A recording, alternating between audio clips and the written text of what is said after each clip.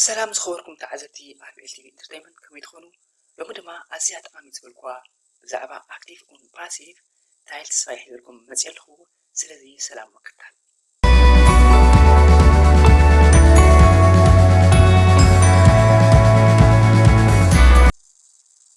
كمتي أقدمة جلسات نوركو الجمعين لما جن بحقي خجل صوك فتنة لما دما زعبا presence und preteritum يخجلس ناي باسيف مالتيو باسيف تمركزه presence كنبي كلنا زخونة زفصم ነገር ኣብዚ እዋን እዚ presence ዝበሃል preteritum ዝበሃል ከዓ ኣብ ሕሉፍ ግዜያት ትማል ክኸውን ይኽእል ካብ ሰዓት እዚ ኣቐዲሙ ዝተገብረ ነገር preteritum ይበሃል ኣብ ፓሲቭ ግን ከመይ ከም ዝኾነ ሕጂ ክሪአኩም እየ ቀዳመይቲ ሕጊ ሬገል ኣብ ፓሲቭ ክንጥቀም ከለና presence verden plus participe 2 ኢና ንጥቀም እዚ ማለት ከዓ ኣብ ፓሲቭ እዩ ፓሲቭ ኣብ ክልተ ምቀሉ ንስም ከዓ ፎጌንገ und zustände ንብሎም ንሳቶም ከዓ ኣብ ክልተ ምቀሉ ሎሚ ኣልገማይን ብዛዕባ ናይ ፎጌንግ ክገልጽ እየ ሕጂ እዚ ማለት ከዓ ሕጂ ኣብ presence ክንጥቀም ከለና verden plus participe 2 ኢና ክንጥቀም ማለት እዩ ኣብ preteritum ከዓ ኣብ ናይ ሕሉፍቲ ኮይኑ ከዓ wurden plus participe 2 ስለዚህ ኣብ presence ክኾን ከሎ verden ይኸውን ኣብ preteritum ክኾን ከሎ ከዓ wurden ኩሉ ግዜ ፓሲቭ ቢልደት ኢማ ኣብ verden እዩ ኩሉ ግዜ verden ኣብ verden ተመርኩሱ ከዓ preteritum plus compartment future 1 future 2 ናበለ ኸይድ ማለት እዩ ስለዚህ ሎሚ እዚን ክልቴና ክንርኢ good እዞም ሳይት ፎርምስ ንብሎም ንኣብነት ኣብ presence ከመይ ምዃኑ ኣክቲቭ መጀመርታ ክዘክረኩም ኣብ መንጎ ኣክቲቭ ኡን ፓሲቭ ፍልልያቶም እንታይ እዩ ኣክቲቭ ዝበሃል እቲ ፈጻሚ ኣካል ክኾን ከሎ ከተግብሮ ከሎ ኣብ ፓሲቭ ግን እቲ ተፈጻሚ ኣካል እዩ ኣብቲ ጉዳይ ዝሰርሕ እቲ ፈጻሚ ኣካል ብዙሕ ኣይኮነን እስኪ ንኣብነት ከመይ እዩ ንኣብነት ኣብ ኣክቲቭ ኣብ presence ማለት እዩ ኣቤል ሺስ ደምቦል ኣቤል ነታ ኩዕሶ ቆልዒዋ ኣሎ ኣቤል ነታ ኩዕሶ ቆልዒዋ ኣሎ ሕጂ ኣቤል ሳብጀክት እዩ እቲ ሺስ ዘሎ ከዓ እቲ ምቕላዕ ቨርብ እዩ ደንቦል ከዓ እንታይ እዩ ኣኮዛቲቭ ኦብጀክት ማለት እዩ ሓንቲ ሰንተንስ ኩሉ ግዜ ሳብጀክት ቨርብ und ኦብጀክት ክትቆም ኣለዋ ሓንቲ ሰንተንስ ብዘይ ሳብጀክት ብዘይ ኦብጀክት ሰንተንስ ክትበሃል ኣይትከኣልን ሙሉእ ሰንተንስ ክትበሃል እንተኮይኑ ሳብጀክት ቨርብ ኦብጀክት ክህልዎ ኣለዎ ማለት እዩ ሕጂ ኣብ ኣክቲቭ ከዓ ኩሉ ግዜ እቲ ፈጻሚ ኣካል እዩ ዝገብር ዘሎ ኣቤል እዩ ዝፍጽሞ ዘሎ ኣቤል ነታ ኩዕሶ ይቐልዓ ኣሎ ስለዚ ፈጻሚ ኣካል ሳብጀክት እዩ ኣብ presence ማለት እዩ ኣብ ፓሲቭ ከዓ ሕጂ ከመይ ክኸውን ኣብ ፓሲቭ ኣብታ ታይል ኣይንስ ብዛዕባ ኣክቲቭ ፓሲቭ ዝገለጽክዋ እቲ ኦብጀክት እዩ ቅድም ዝመጽእ ኢለኩም ነይረ እቲ ኣኮዛቲቭ ኦብጀክት ቅድም ይመጽእ ኣብ ፓሲቭ እምበኣር ሕጂ the ball wird von Abel geschossen እዚ ማለት ከዓ እታ ኩዕሶ ብኣቤል ትቐልዕ ኣላ ማለት እዩ ሕጂ ኣብዚ ኣቤል ሺስ ደምቦል ንብል ኣለና ኣብ presence ማለት እዩ ኣቤል ነታ ኩዕሶ ቆልዒዋ ኣሎ ኣብ ፓሲቭ ግን በቲ ኣኮዛቲቭ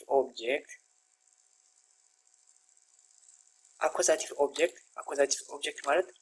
ደን ቦል መጀመርታ ከዘክረኩም ሕጂ ኣብዚ ኣኮዛቲቭ ኣብ ሳብጀክት und ኦብጀክት ፍልይ ዘሎ ሳብጀክት ዝበሃል እቲ ፈጻሚ ኣካል እዩ እቲ ኦብጀክት ዝበሃል ከዓ እቲ ተፈጻሚ ኣካል እዩ ኣብ ልዕሉ ዝፍጸም ዘሎ ነገር ማለት እዩ ኣብ ልዕሉ ዝፍጸም ዘሎ መን እዩ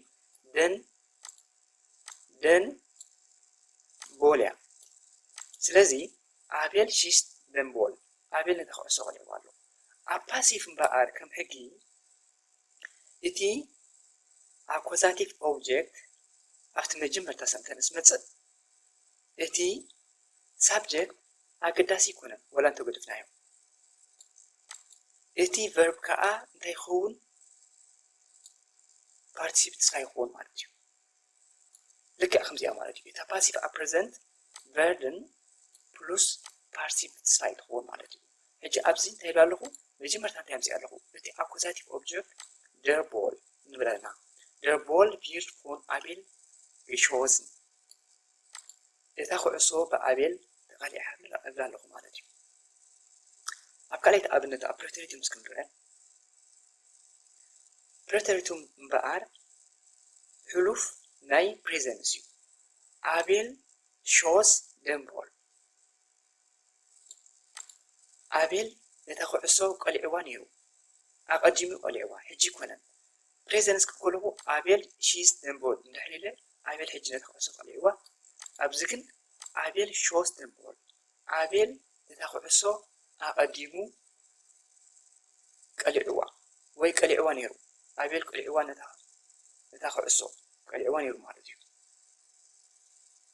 حجي أباسيف كم يكوني أو كلنا صحيح انتهي لكم بتي أكوزاتيف أوبجكت نجمر دن بولالو دن بول حجي أكوزاتيف أوبجكت در بول سنبريو أب دن بول كنزلو حجي انتهي هنجمرينا در بولينا هنجمر أباسيف مالتيو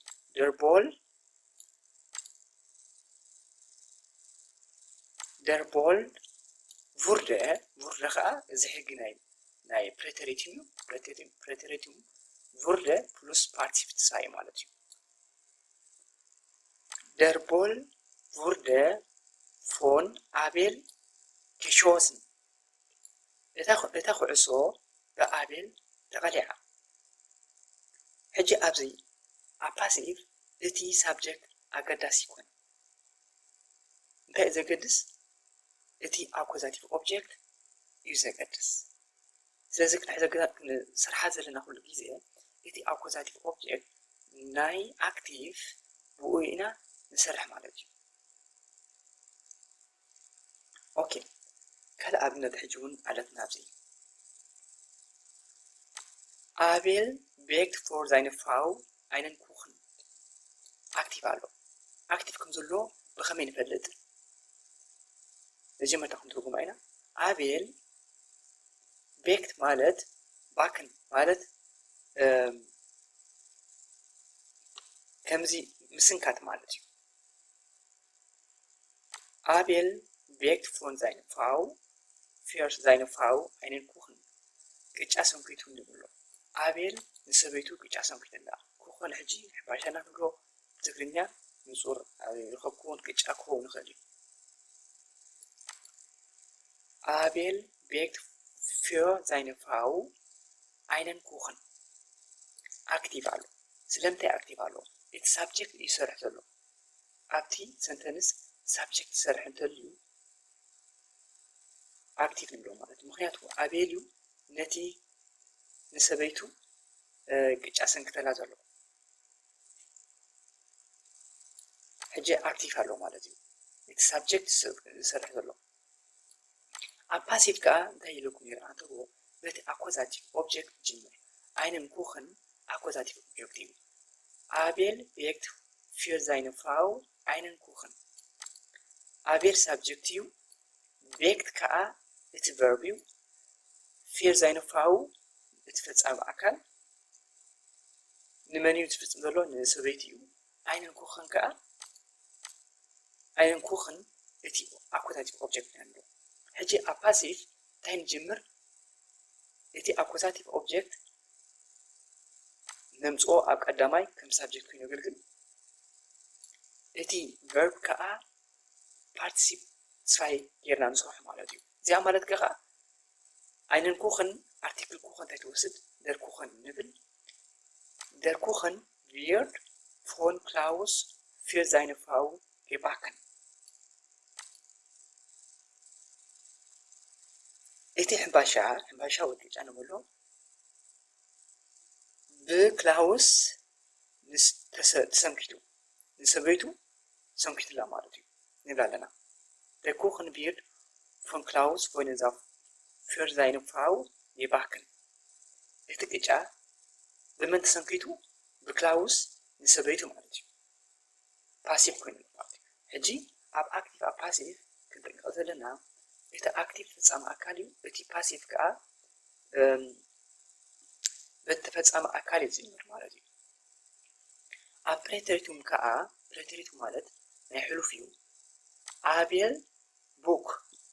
ማለት ናይ ባክን ፕሬተሪቱም ማለት እዩ እዚ ከዓ ምስንካት ማለት እዩ ኣቤል ቡክ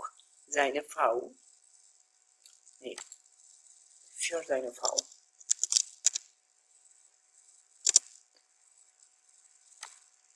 Abel Buch für seine Frau einen Kuchen aktiv አለው አቤል ንሰበይቱ ቅጫ ሰንኪቱላ ነይሩ እብላ ኣለኹ እዚ ሕጂ ኣክቲቭ እዩ ግን ናይ ሕሉፍ እዩ ዝሓለፈ ነገር እዩ ቀዲሙ ሰንኪቱላ ሕጂ ኮነ ፕሬተሪቱም ማለት እዩ ኣብታ ሕጊ ከዓ ናይ ፕሬተሪቱም እንታይ ኢለኩም ነይረ ቡርደ ፕሉስ እቲ ቨርብ ፓርቲሲፕ ተስፋይ ንገብሮ ማለት እዩ ሕጂ der Kuchen wurde von Klaus für seine Frau gebacken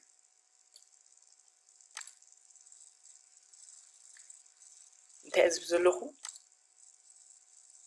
እቲ ቅጫ እቲ ሕባሻ ብክላውስ ንሰበይተን ሰንኪቱላ ማለት እዩ ክላውስ ተሰንኪቱ ንመን ሰንኪትዋ ንሰበይቱ እቲ ቅንጫ ብክላውስ ተሰንኪቱ እንታይ ክብል ይኽእል der Kuchen wurde für seine Frau gebacken እቲ ሳብጀክት ናይ ኣክቲቭ ኣገዳሲ ይኮነ ወላ እዚ ሕጂ ክውገድፎ ክእል ኖርማል ክውገድፎ ክእል እንታይ ክብል ይኽእል der Kuchen wurde für seine Frau gebacken እቲ ሕምባሻ ንሰበይቱ ተሰንኪቱ እብላ ኣለኹ ማለት እዩ ተሰንኪቱ ነይሩ ናይ ሕሉፍ እዩ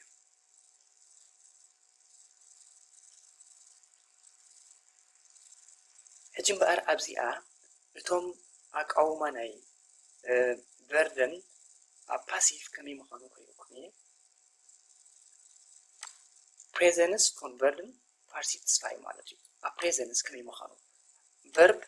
ሓንቲ ክወስድ እየ ንስኻ ቫሽን ማለት ምሕፃብ ማለት እዩ ሕጂ እሽ ዱ እንዳበልኩ ኣብ ቫሽን ከመይ ከም ትኸውን ክርያ ማለት እዩ ጥቀመላ ንኽእል ዘለና ኣብ ቨርደን ከዓ ከመይ ምዃኑ ክርኢና ማለት እዩ ሕጂ እሽ ቨርደ ንብል ኣብ ፓርቲሲፕ ተስፋይ ናይ ቫሽን ግን ቫሽን ማለት ምሕፃብ እዩ ፓርቲሲፕ ተስፋይ ናይ ቫሽን ገቫሽን እዩ ዝኸውን እሽ ቨርደ ገቫሽን እንታይ ማለት ክኸውን ግን እሽ ቨርደ ገቫሽን ማለት ኣነ ተሓፂበ ትብል ኣለኻ ፕሬዘንስ እዩ ብመን ከም ተሓፀብካ ግን ትነግር የለኻ ኣክቲቭ እዩ ሕጂ ሶሪ ፓሲቭ እዩ ich werde gewaschen ኣነ ተሓፂበ also ich werde von einer anderen Person gewaschen ኣነ ብካልእ ሰብ ትሕፀብ ኣለኻ ተሓፂበ ኣለኹ ማለት እዩ ich werde gewaschen ኣነ ተሓፂበ መን ሓፂብኒ ግን ኣብዚ ይፍለጥ የለን ጉድ du wirst gewaschen እዚኣ ዝገልፃ ዘለኹ ከዓ ኣብታ መጀመርታ ከነግረኩም ከለኹ ፕሬዘንስ ቨርደን ፕሉስ ፓርቲሲፕ ተስፋይ ኢለኩም ነይረ እታ ካልአይቲ ከዓ ቮርደን ፕሉስ ፓርቲሲፕ ተስፋይ እዚአን ከዓ ሕጂ ከመይ ምዃነን ኣቃውማ ናይ ቨርደን ክንርኢና ማለት እዩ ich werde gewaschen du wirst gewaschen ኣብ ፕሬዘንስ ናይ ቨርደን ፓሲቭ ኤግዛምፕል ዘለኩም ማለት እዩ es wird gewaschen wir werden gewaschen werdet gewaschen زي ናይ respect ከምኡውን ከዓ ናይ plural ዚ verden geweichen ንብላ ኣለና ማለት እዩ ሕጂ እዚ ኖርማል እዩ ኣብ ሓንጎልና ኩሉ ግዜ ክንሕዞ ኣለና ማለት እዩ ምክንያቱ ኩሉ ግዜ እዚ እንድሕር ዘይንፈልጥ ከይና ኣብ ሰንተንስ ክንደናገር ኢና ማለት እዩ ስለዚ ኩሉ ግዜ auswendig ኣብ ሓንጎልና ክንሕዞ ኣለና ኣብ preteritum ከመይ ይኸውን Vorgang passiv preteritum wurde ናይ verden ኣብ passiv ኣብ preteritum verden wurde እዩ ዝኸውን plus passiv 2 እቲ ሕጊ ናይ preteritum passiv ክንጥቀም ከለና wurde plus passiv 2 ንጥቀም ማለት እዩ ሕጂ ኣብዚ ኸ እንታይ ንብል ich wurde gewaschen ኣነ ነብሰይ ተሓፂበ ነይረ ብመን ተሓፂብካ ግን ይንገር የለን ፎን የማን ich werde von jemand gewaschen እቲ ፐርሰን ይንገር የለን ሳብጀክት ኣብ ፓሲቭ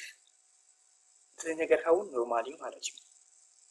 du wurdest gewaschen sie es wurde gewaschen wir wurden gewaschen wurdet gewaschen sie wurden gewaschen እምበኣር ናይ ሎሚ ናይ ፕሬዘንስ ኣብ ፓሲቭ ማለት እዩ verden ከመይ ከም ዝኸውን ኣብ preteritum ከዓ ከመይ ከም ዝኸውን ሂንት ሂቦኩም ማለት እዩ ለማዓንቲ ኣብ ዝመፅእ መደብ ግን ብዛዕባ ፕሉስኳምፐርፌክት እቶም ኣብነት ሂዘኩም ክመፅእ እየ ናይ ሎሚ መደብ ዓጊብኩም ክኸውን ተስፋ ይገብር ቴንክ ዩ ሰላም ቀዳመ ሰንበት ቻው